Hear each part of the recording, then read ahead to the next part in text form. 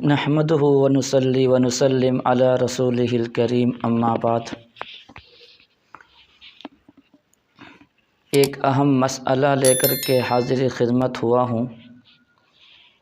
وہ مسئلہ یہ ہے، اگر خنزیر پیگ کسی انسان کے جسم یا انسان کے کپڑے پر ٹچ کر جائے، لگ جائے، تو کپڑا ناپاک ہوگا یا کپڑا ناپاک نہیں ہوگا؟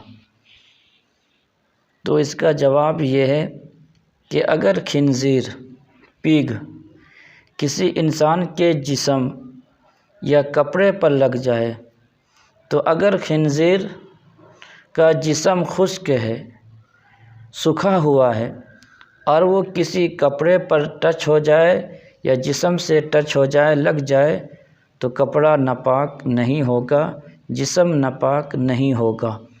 لیکن اگر خنزیر پیگ کا جسم بھیگا ہوا ہے، تر ہے، اور وہ کسی چیز سے لگ جائے، کپڑے سے یا جسم سے، تو کپڑا ناپاک ہو جائے گا، جسم ناپاک ہو جائے گا۔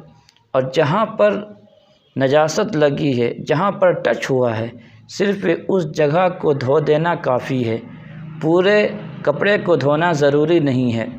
جہاں پر ٹچ ہوا ہے، لگا ہے، صرف اس حصے کو دھونا ضروری ہے۔